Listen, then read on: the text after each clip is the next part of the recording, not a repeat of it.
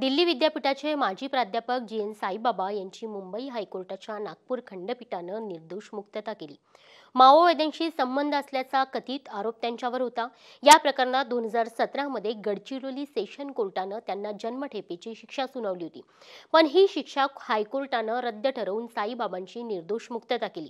नेमक्या कशाच्या आधारावर साईबाबांची निर्दोष मुक्तता करण्यात आली, हायकोर्टानं नेमकं काय म्हटलंय हेच या व्हिडिओत पाहूयात। नमस्कार, मी भाग्यश्री राऊत आणि तुम्ही बघताय मुंबई तक। साईबाबांची सुटका करताना हायकोर्टानं काय म्हटलंय, याआधी साईबाबांना अटक का झाली होती हे समजून घेऊयात।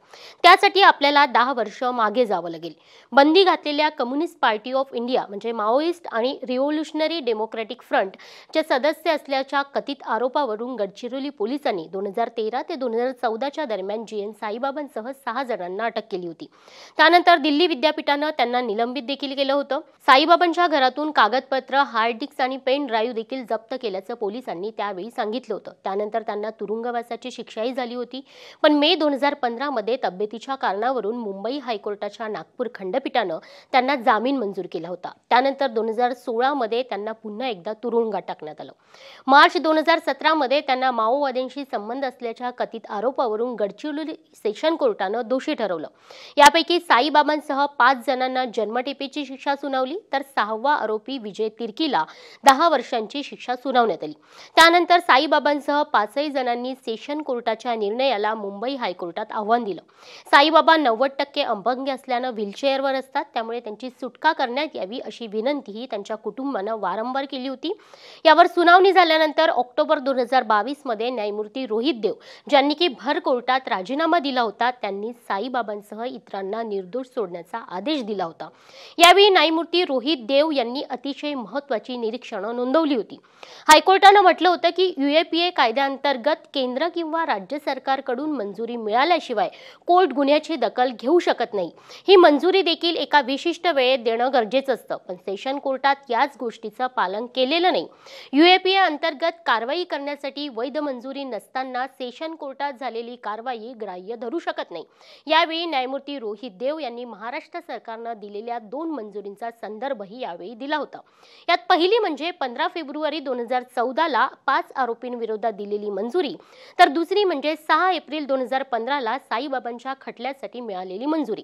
पण महाराष्ट्र सरकारनं ही मंजुरी देताना योग्य त्या कायदेशीर प्रक्रियेचं पालन करायला हवं होतं। मंजुरी देणं म्हणजे फक्त औपचारिकता करणं नव्हे असं म्हणत ही मंजुरीच हायकोर्टानं अवैध ठरवली होती। त्यानंतर साईबाबांसह 5 जणांची निर्दोष मुक्तता करण्याचे आदेश हायकोर्टानं दिले होते। याविरोधात महाराष्ट्र सरकारनं दुसऱ्याच दिवशी सुप्रीम कोर्टात धाव घेऊन नागपूर खंडपीठाच्या निर्णयाला स्थगिती देण्याची मागणी केली होती। याच दिवशी सुप्रीम कोर्टानं नागपूर खंडपीठाच्या निर्णयाला स्थगिती दिली। आरोपींना ज्या गुन्ह्यासाठी अटक झालेली आहे त्याचं गांभीर्य हायकोर्टानं लक्षात घेतलं नाही अशी टिप्पणी यावेळी सुप्रीम कोर्टानं केली होती। तसेच हे प्रकरण हायकोर्टाकडे पाठवून वेगळ्या खंडपीठासमोर नव्यानं सुनावणी घेण्याचे आदेश सुप्रीम कोर्टानं त्यावेळी दिले होते। ही होती 2022 ची गोष्ट। सेशन कोर्टापासून तर सुप्रीम कोर्टापर्यंतची एक सायकल पूर्ण झाली होती।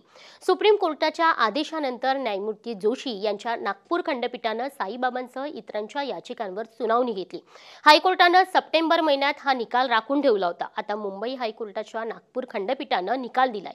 महत्त्वाचं म्हणजे 2022 मध्ये न्यायमूर्ती रोहित देव यांनी जसा निकाल दिला होता तसाच निकाल आताही देण्यात आलाय। यूएपीए अंतर्गत कारवाई करताना नियम पाळले गेले नाहीत। यूएपीए साठी महाराष्ट्र सरकारनं दिलेली मंजुरीच कायदेशीररित्या अमान्य आहे। तसेच आरोपींविरोधात सादर करण्यात आलेल्या पुराव्यांवरून आरोपींचा माओवाद्यांशी संबंध असल्याचं सिद्धच होत नाही। कायद्याच्या अनिवार्य तरतुदींचं उल्लंघन करून चालवण्यात आलेला हा खटला म्हणजे अन्याय आहे असं हायकोर्टानं यावेळी म्हटले। तसेच साईबाबांसह 5 जणांची निर्दोष मुक्तता केली। आता साईबाबांची तुरुंगातून सुटकाही झाली आहे। महत्त्वाचं म्हणजे साईबाबा प्रकरणात हायकोर्टाच्या दोन्ही खंडपीठानं एकच निकाल दिलाय। यूएपीए अंतर्गत कारवाई करताना कुठलेही नियम पाळले गेले नाहीत असं कोर्टानं फक्त आताच नाही तर 2022च्या निकालात देखील म्हटलं होतं। त्यामुळेच साईबाबांची सुटका नेमकी कोणत्या आधारावर झाली हे सांगण्याचा आमचा हा प्रयत्न होता। तुम्हाला हा व्हिडिओ कसा वाटला हे आम्हाला कमेंट बॉक्समध्ये नक्की सांगा आणि अशाच व्हिडिओंसाठी मुंबई तकच्या YouTube चॅनलला सबस्क्राइब करायला विसरू नका। पाहत रहा मुंबई तक।